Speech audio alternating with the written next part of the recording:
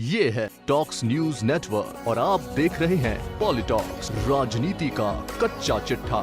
क्या इतिहास खुद को दोहराएगा? यह सवाल एक बार फिर कश्मीर के मौजूदा हालात के बीच अच्छे दिनों की उम्मीद लगाए बैठे गैर मुस्लिम समुदाय के सामने खड़ा हो गया है।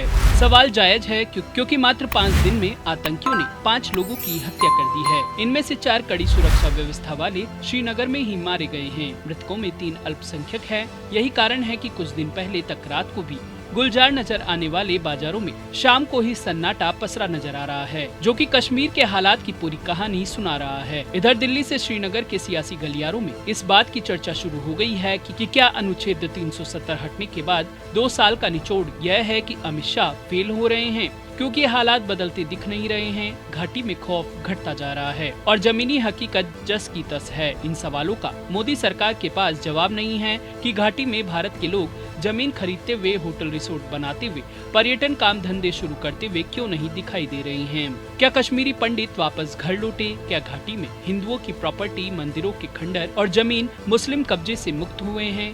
क्या आम हिंदू, आम भारतीय के लिए घाटी भयमुक्त बनी है?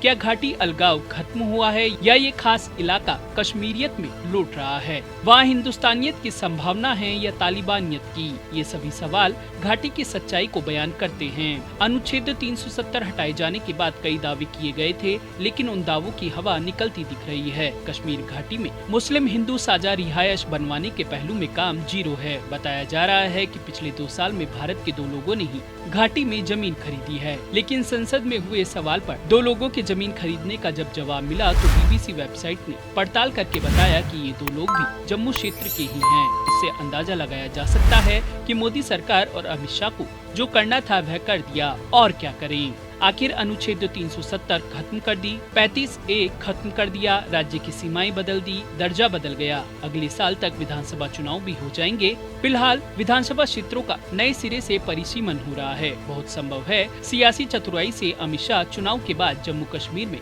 हिंदू मुख्यमंत्री की शपथ करवा दे। इससे भाजपा की देश में वाहवाही बनेगी।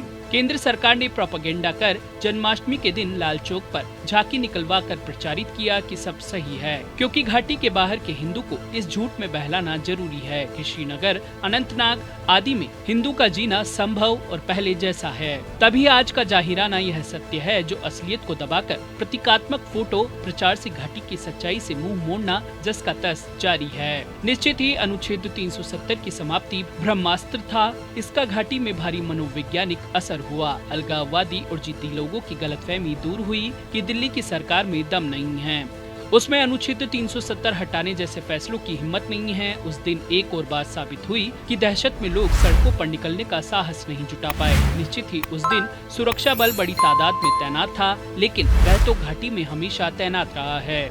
जबकि श्रीनगर में पत्थरबाजी, प्रदर्शन, हिंसा रूटीन की बात है। माना जाता है कि 5 अगस्त 2019 के दिन दिल्ली में गृह मंत्रालय से लेकर सुरक्षा सलाहकार अजीत डोवाल सभी आशंका में थे कि श्रीनगर में लोग जब सड़कों पर निकलेंगे तो कैसे संभालेंगे। अनुच्छेद 370 हटाना ऐसा मैसेज था जिसमें ये बताने की कोशिश हुई कि श्रीनगर घाटी में भी वैसे ही राज होगा जैसे चंडीगढ़, जयपुर, शिमला में है। मतलब जम्मू से जवाहर टनल के रास्ते शेष भारत के लोग घाटी में जाकर बसेंगे। घाटी में बाहर के लोगों को जमीन आवंटन, कश्मीरी पंडितों, हिंदुओं को बसाने, निवेश करवाने, उन्हें टेंडर देने, काम धंधे, कारखाने खुलवाने का काम होगा। यह अप्रोच अनुच्छेद 370 हटने के तुरंत बाद अपना लेनी चाहिए थी। घाटी बाहर के उद्यमियों, डेवलपरों, होटल पर्यटन के नामी ब्रांडों, व्यापारियों और बिहार, झारखंड, यूपी, बंगाल, ओडिशा से कामगारों का श्रीनगर में सैलाब बनवा देना था। यदि 2 साल में 2000 प्रोजेक्ट, धंधे, हिंदू व्यापारी या मजदूर घाटी में काम करने के लिए पहुंचते, तो आतंकी, अलगाववादी अपने आप यह सोचते हुए लाचार बनते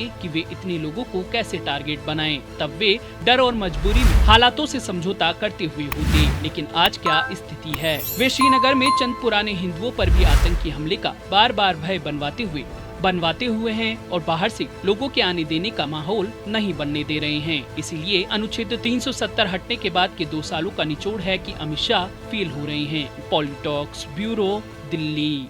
ये है टॉक्स न्यूज नेटवर्क और आप देख रहे हैं पॉलिटॉक्स, राजनीति का कच्चा चिट्ठा।